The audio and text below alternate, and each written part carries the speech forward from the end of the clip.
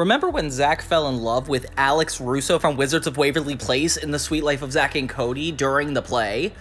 No? Do you remember when Hannah Montana made Alex Russo her biggest enemy when she dated Jake Ryan? No? So crossovers can be amazing. When done right, they bring together our favorite characters in ways that feel natural, exciting, like Nickelodeon's track record, the Jimmy Timmy Power Hour, Rugrats Go Wild. These are so successful because they up the stakes, they have the characters connect with one another, and there's something meta about this relationship. But for every great crossover, there's a bad one. A crossover that's like forced, clunky, doesn't progress the plot with the characters, or they're just randomly put in a spot together. I mean, I recently did the crossover of the Grim Adventures of the Kids Next Door, and while that's not a live-action sitcom, it still was heavy when it didn't work. Makes us think about That's So Sweet Life of Hannah Montana. So that was the crossover event that started it all on Disney Channel. It was 3 completely different shows being awkwardly mashed together for the sake of ratings. And yet, it definitely worked because the way people talk about it is as if it was like this massive, exciting time. And that's what made Disney want to do it again. So it's been a while since this masterpiece, quote unquote, was announced. The crossover between Wizards of Waverly Place, Sweet Life on Deck, and Hannah Montana really was a rough one for me. One of the weirdest things about these Disney Channel crossovers is that you need to essentially retcon what you already know in order for them to even make sense. Like, you know how like Selena Gomez was on The Sweet Life of Zack and Cody. I mean, I guess we could look at that as saying Alex Russo was on Sweet Life of Zack and Cody. Oh wait, see, now you're uncomfortable. And then Alex Russo was also on Hannah Montana as Selena Gomez as Mikayla. In order to accept all these facts and move forward, we have to basically let those go. There's something about bringing together a shared universe that makes it so much more complex, and if not done completely correct, falls apart at the seams. What's up, everybody? It's Johnny2000 coming at you with 2000s media from TV, movies, video games, and so much more. So we start with the Wizards of Waverly Place, Cast Away to Another Show, Season 2, Episode 25. I'm excited that it starts with Wizards of Waverly Place because obviously this is the most out there show and the most curious I would be to how they're going to implement this. It starts with Jerry pestering Alex to finish her homework because apparently she's missed for 14 weeks. Justin is obviously relishing in this moment, and he's actually a really funny character. We find out that he actually won a cruise to the SS Tipton for a teen cruise, and I don't know why you'd ever trust anybody on a teen cruise. That's disgusting. So this is a good device to allow only Max, Alex, and Justin to go. It says here I get a photo op with London Tipton. She's beautiful and rich. And famous for doing absolutely nothing. Apparently, he's also going to get a photo op with London Tipton, which is so weird to think about, her being famous for doing nothing. And Alex is told that she can't go because of her homework assignments. I don't know how long this is going to last.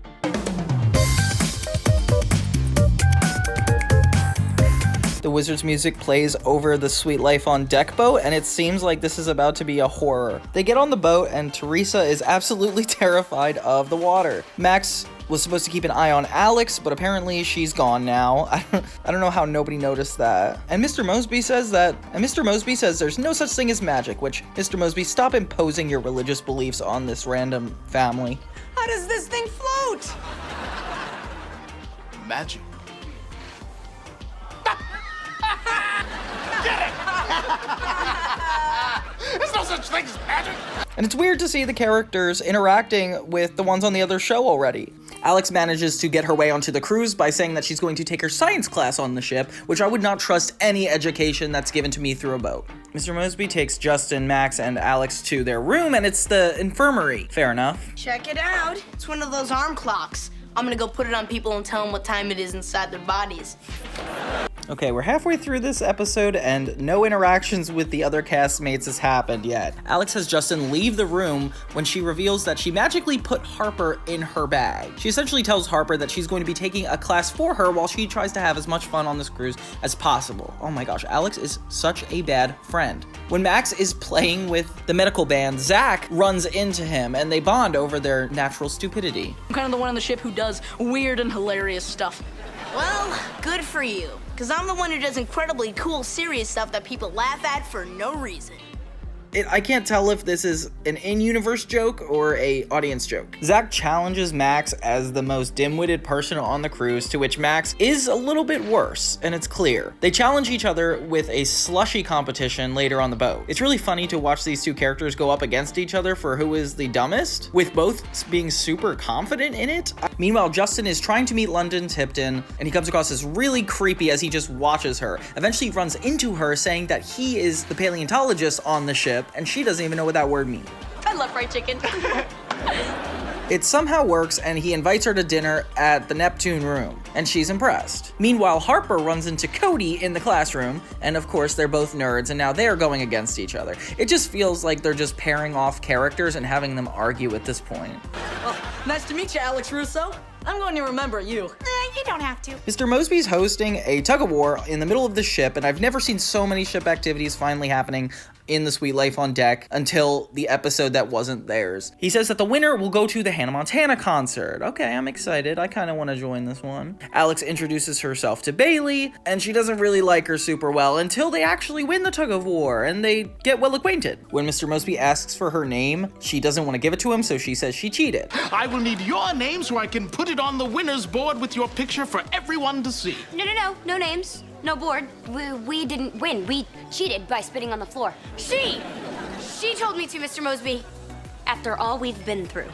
But then when he asks her to get her name for the cheaters list, she says Ashley Olsen and doesn't remember it immediately. Meanwhile, Justin and London are on a date, and she tells him how happy she is that he's being super honest with her, which, why are you wearing a doctor's coat on your date, Justin? I mean, that's trying a little too hard. She interrupts the date to say that she has to go greet the poor family, the Russos, and suddenly Justin's in a bigger kerfuffle. I have to go to the main deck to greet some poor family who had to win a contest to get on the boat. The Russos. So Justin runs down to be a part of the picture, running into Harper, who is a part of Alex's scheme. He doesn't really have time to address it, so Justin asks Harper for a disguise, but they're interrupted by London actually coming in. And she doesn't even recognize Justin, so it doesn't even matter. Wow, that was an easy escape. Max and Zack finally get to their slushy competition and realize that they can't tell who won because they drank out of the same cup. That is actually a really funny idea. Exactly why I said we shouldn't drink from the same cup. You can't tell who finished first. Yeah, maybe you're right. I have an idea we can settle this. Settle what? Then we're in class and Mr. Mosby for some reason is teaching. I don't know how he got his credentials to do this. He's really bonding with Cody, and I don't remember that relationship being so tight. And then Harper and Cody really get along, and Harper is really good at keeping her disguise. Meanwhile, Alex and Bailey are bonding a lot, but it doesn't really seem like Alex is trying to connect with her. It looks like Alex is just trying to enjoy herself, and Bailey is a part of it. Justin runs over to talk to Alex, but Bailey corrects her, saying this is Ashley Olsen, which is, I don't know why it's fair that all the Suite Life on Deck characters are able to fall for the Russos' pranks. Like, not all of them are that dumb. At least Cody would have some kind of inkling about this. It just seems like they're textures to this whole first part. Like, why aren't they involved in the plot? They're just comedic reliefs, it seems like. Justin decides it's finally time to come clean and tell London that he was lying to her. Meanwhile, while Max and Zack are kart racing, they knock Bailey into the pool and she needs help. London turns to Justin because obviously he's a doctor, and for some reason she's choking in the pool. Can you imagine, like, drowning but somehow choking at the same time? Like, which would you qualify as the death? The drowning or the choking? Even though Alex messed up the name multiple times, for some reason Max is the one who ruins the disguise. Alex? Yeah, she's my sister, Alex Russo. She's not Alex Russo. Ha! That's Alex Russo. Harper runs in saying that she's Alex Russo, and Mr. Mosby is finally picking up on this scheme, which it took you long enough. Finally, Justin is ready to come clean to London about everything he lied about, but London is already dismissive because apparently he's such a dumb doctor for not saving Bailey that she needs to break up with him. And he's like, you're breaking up with me for being dumb? And then she's like, okay, And then he actually tries to come clean and says, like, would you date me if I was running a sandwich shop and everything? And she's like, well, I'd date Justin Russo, and leaves him. Oh my gosh, London. And that's kind of how it ends. Then Alex and Harper talk about how they had a good time on the cruise, and that's the end of the first part. It's weird because it seems like there were a lot of jokes that were started, but no plot line, like, fully finished. You know, like, all the Suite Life on Deck characters were just running gags. And even Alex and Max's plots didn't necessarily necessarily have anything at stake. They just kind of happen and stop. I feel like the best part of the Wizards episode is definitely London and Justin going on a date. Like, the whole point of this is to have the characters interact in a way that actually affects both of them. And it seems like London versus Justin is actually something that's playing out right in front of us. Like, this will affect London and Justin, and that's why I think it's relevant, you know? For the next segment, we have The Sweet Life on Deck. This is actually the final episode of the first season for The Sweet Life on Deck, season 1, episode 21. Which is weird to think about because this show has been going on for 4 years, so technically I consider this the 4th season of The Sweet Life of Zack and Cody, as opposed to the 1st season of this brand new show that just happened to cross over. Bailey's excited and really wants to go to the Hannah Montana concert, which is weird because she won the tickets in the last episode. I don't understand if I missed something. We're interrupted with Hannah Montana coming onto the Tipton boat, and Cody is still trying to get with Bailey, so he's really surprised when she says that if he got her tickets, she would go out with him, essentially. And I wish she was in the first part. I don't know how it's Wizards on Deck with Hannah Montana if Hannah is not in the first part, but I guess they did that in the first special, so whatever. Cody actually has a good reason for being able to do this, as he actually met Hannah Montana in that last special, which is a cool callback. Meanwhile, Alex is still on the boat, which is kind of a half-baked reason to keep them going, and Zack tries to hit on her with whipped cream. Zack and Cody get into an argument, with Alex being in the middle of it. You think messing with a man's botanical rinse is funny? I think any man who uses a botanical rinse is funny. The plot line that's carried over is Alex still not completing science, and Justin reminds her of that. I'm already not interested in the wizard side of this. And Zack uses this as a way to relate to her because they're both deadbeats that don't do their homework. Max tries to impress London Tipton by doing magic tricks, and she is excited. And now Max is hitting on London, and it just seems like the Wizards cast is hitting on all the other people. Why is it like either they're competing or hitting on each other? Like, is that really the only 2 moods of a teen?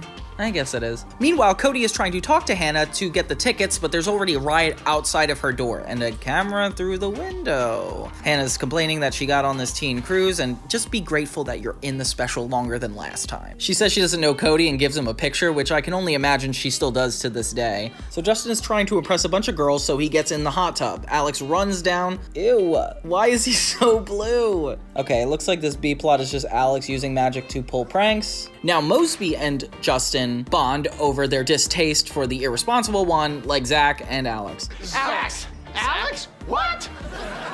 This was Alex. I know my sister. Oh, this was Zack. I know my hooligan. But I just really wish that these plots continued after one another and didn't stop. Like, why can't the Justin and London storyline keep going as opposed to stopping and then restarting a new plot? Alex tries to run away from Justin and hides in Zack's room, and then he prays to the gods, thank you. Meanwhile, Cody asks for London's help to contact Hannah Montana, but she's already mad at her for the last time they saw each other. Okay, this is barely a continuous plot. And meanwhile, Bailey is trying to get ready for the Hannah Montana concert, only making Cody a little bit more stressed each time. She calls him her guy, which provokes him to keep going through with his plan. And apparently, the teen cruise scavenger hunt is what will be the winner of the tickets, which they mentioned in the first part, so that's kind of good. So Zack's in trouble for the thing that Alex did, and banned to his room. Alex is trying to get out, and somehow convinces him that he did do it. You should just confess. You'll feel so much better afterwards and maybe get out of your room sooner. Like me right now, okay, bye. But I didn't do it! Zack thinks the way out of this is to find the person who actually did it, and of course Alex is nervous. Can someone tell me what this has to do with magic or wizards or anything like that? And then we have Max trying to hit on London again, and I am not impressed. Cody has to somehow win this scavenger hunt and also hide it from Bailey so that way she doesn't suspect that he had to earn it. Slowly, Alex starts to threaten everybody who must know about this, including Max, and Justin and Mr. Mosby argue about whether it's Alex or Max. Finally, Cody finds the final part to the scavenger hunt, and just as he's about to get the chalice, Zack tackles him and everybody else gets to it first. Of course, the boys end up in a fight again, like 2 ravenous dogs. Mr. Mosby and Justin corner Zack and Alex, and it's very clear that Alex did this, and she even tries to frame Zack one last time. Is the miscreant who turned you blue? no, it's not. It was her. Justin, Mr. Mosby is our host on this lovely cruise, and you insult him by arguing with him. Come, brother. But he recognized the lying that he's so good at. Justin is right, and it is definitely Alex, and Zack is betrayed. Zack corners Mr. Mosby for an apology for accusing him, and that's really funny. But he reveals that in the process of this, he admitted to 6 other pranks he did, and he's still in trouble. Cody comes clean to Bailey about his lies, and she just accepts it. So after this, everybody leaves the boat for Hannah to finally enter the lobby. She runs into Cody, and now who has cake on his shirt is able to recognize him from the prior series. She's able to give them tickets and backstage passes, and all is well. Thank you. Arigato. Yeah, I gotta go too. Bailey finally kisses Cody, and this actually begins the start of their relationship during this crossover special, which is kind of weird. As the Russos are leaving the boat, this is where the episode ends, with one more failed attempt of Max hitting on London. This one that's more geared toward the sweet life on deck is definitely the same amount of quality as the first one. I feel like I have the same critiques, which is just like, I wish they developed a little bit more. It feels like this one's a little more conclusive, but Hannah Montana did not really play an important role, and Alex and Justin didn't even need to be in this episode for it to be relevant. I still stand by what I said, that I wish the earlier plot lines carried over as opposed to the standard reset button that they do in every sitcom. In my opinion, the only thing that killed this special, and I mean like murdered it into the ground for me and deciding it's actually really disappointing, is Hannah Montana not meeting Alex Russo. Yeah, why would you guys have all the 3 titles conjoined if the Wizards aren't actually going to stay long enough and Miley's not going to come early enough to actually cross over one another? It's a huge disappointment, and I could forgive the forgotten storylines if they didn't do the bare minimum, which is actually cross over all 3 of the shows. They only crossed over 2 at a time in 2 separate episodes. That's all I'm saying. Feel free to disagree in the comments. Okay, let's move on to the final part. Now, I'm going to warn you, my reviews from now on will not get better. This is the weakest episode in the trilogy, and it's better than the last time they did it for this That's So Sweet Life of Hannah Montana, but it is not something to write home about. So if you want to see more crossover stuff, stop watching, because it's essentially over at this point. So the Hannah Montana Superstitious Girl is season 3, episode 20. So they've docked in Hawaii on the SS Tipton. Apparently they're stuck there for 5 days because Lily can't find something. Miley says that she's a professional and is able to keep track of everything except for her mother's locket. Mama's lucky anklet. Don't got it. She starts to freak out because apparently with that necklace, she has good luck, and now that it's gone, everything is gonna go wrong. Mr. Mosby runs in telling her to get ready for the concert because apparently there's a helicopter waiting for them. Lily tells her that nothing bad's gonna happen, and it cuts to them coming back from the rehearsal. Apparently Hannah had the worst sound check, and everything is going wrong. She even finds the rat in her bathroom that apparently has escaped. But like already we don't see Selena Gomez, the entire Wizards cast is gone, so it seems like this is a standalone Hannah Montana episode, so I don't know why they're doing this crossover. This was an issue with the first crossover where the Hannah one felt so separated from the rest of them. Like if I were a fan of this special, I probably would have turned it off by now because I don't get to see many of the cast that we wanted to see. I mean, we still get to see the Sweet Life on Deck cast, but it's only because they're passerby. She continues to look for her anklet, hoping that she'll be able to save this concert. Miley tries to retrace her steps, and it's also revealed that Robbie's on the ship, which is exciting. She runs to check on Robbie, who is super seasick and upside down on his bed. That's a funny trope. He gives her the idea that maybe she left it in her sock. Once I get it on again, no more bad looking. But when they go back to her room, it turns out that the entire room is clean. Meanwhile, in the B plot, Jackson and Oliver are hanging out in the empty house because they have it to themselves. This guy delivers a really big package, and Jackson is super excited to see what's inside. Oliver encourages him to open it and figure out what's in it, but, you know, they try not to do that. Robbie tells him that the package better be sealed by the time they get home, so they cannot open it. Jackson attempts to use a steamer to carefully open the box and be able to reseal it, but I don't know if that's gonna work. Meanwhile, Miley and Lily are still looking for this anklet. London tries to take ownership of this anklet, claiming that everything on this boat technically belongs to her. Oh, all right. Look, I'll just hold her for safekeeping till the owner shows with the receipt and 2 forms of ID. Turns out it wasn't Hannah's sock. Miley runs downstairs in a disguise, but never takes off her wig. I don't know why we can't see Miley in this. And they run to approach London, only to be interrupted by Zack, who almost gives away her identity in public. It's the other one that's got the girlfriend, right? For her sake, I hope so. Zack hits on Hannah, which is all he does with these characters. London is admiring the necklace when Hannah runs up to ask for it back. That anklet belongs to me. Fine. I'll need to see a receipt and 2 forms of ID. When London realizes that it's not real gold, she throws it off the balcony and Hannah is freaking out. Miley insinuates that Lily should jump in and get it, and that would literally kill her. I don't know why you're suggesting that, Miley. Miley, it's gotta be like 60 feet. Right. You won't have to give me anything for my birthday. Miley? Ever. Miley. Fine. Her bad luck continues as a storm finally comes up and even blows off her wig. I wish this was a bigger issue. So Miley has to start replacing her wig with one of Lola's, and it looks hideous on her. She thinks this is a sign and that she's not really meant to do the concert. Miley attempts to dye this hair, and it turns out disgustingly seaweedy. In the B plot, we go back to Jackson and Oliver trying to open this box. They really can't do it, and even their hair is messed up because of it. Jackson says that it's finally time to hire a professional. Then we get Rico coming on into this. Seems like he knows how to open it. Unlike your combined IQs, is high. How much? If it's a big robot, I get to play with it first. Deal. But you promised if it was a robot, I could play with it first. Do you want it open or not? I want it open.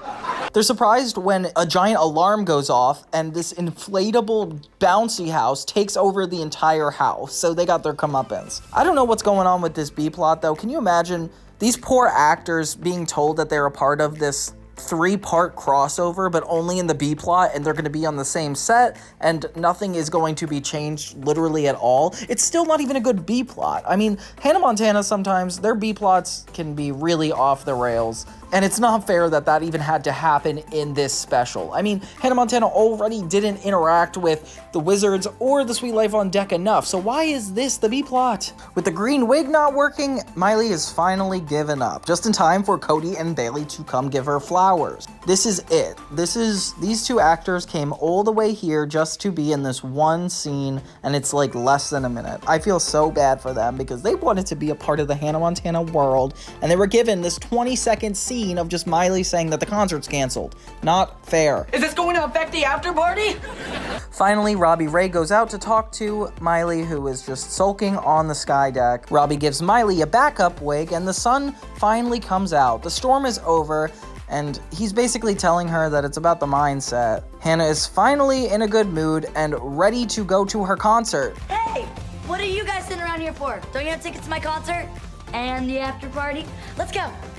She calls everybody on the boat to join her, and it's finally positive. And the rest of the episode is just her concert. I gotta tell you guys, I'm pretty disappointed every time the Hannah Montana is involved in the crossover. It feels like she's either barely involved, or the writers just wanted to make their own episode and do the bare minimum to connect all the characters. It's not as bad as That's So Sweet Life of Hannah Montana, where it literally just transitions to a Hannah Montana episode, but this is not fun either. Not only do we never see the Wizards, we barely get to see the Sweet Life characters, and for being such a great show, it sucks that the Hannah Montana part is always the least effort put into it. Like, not only is this a bad crossover episode, it even feels low stakes for a Hannah Montana episode, which is not fair. This is the 3rd season of Hannah Montana, the best season in the entire show. Why are they giving them the short end of the stick here? This episode is primarily just Miley and Lily. Overall, this 3-part special is definitely better than the original 3 parts, but I gotta admit, it's not that much better. Like, while other channels do such a great job at integrating the characters' conflicts and having rising action throughout the entire show, this just had 3 separate standalone episodes, and I wish you just didn't stage it like it was gonna be a 3-part special, because my expectations were too high. I guarantee anybody who watches these specials probably skipped the Hannah Montana episode because it just ends. You know, like the first one just ended and this one just ended, and it just feels like it's not a part of the grand scope of the world. It feels like the Hannah Montana purposely didn't involve the other casts, and I just don't like that. I don't like that look. It's like, sure, Hannah Montana's a great show, but it deserves to be a part of the community and not in the most bare minimal way. And as somebody who's a major Hannah Montana fan, this is such a disappointment. I can name 50 ways this could have gone better, but it didn't. But I mainly feel bad for the cast members that thought they would be a part part of this and just ended up barely being in it. While The Suite Life on Deck had this being their season finale and the start of Cody and Bailey's relationship just by the plot alone, Hannah Montana was just a episodic random insert in the season. Like, it didn't even, like, this could be taken out of the entire series and nobody would have noticed. So it just goes to show how important this was to the Hannah Montana writers versus the Suite Life on Deck writers, and it seems like it wasn't. So I'm a little disappointed overall in this special, but not as disappointed as the first one. But what do you guys think? Did you like this crossover event, or did you think it was lame like I did? Feel free to leave the comments below, and thank you guys so much for watching another one of Johnny 2000's videos. Until next time, everybody, aloha. That means hello.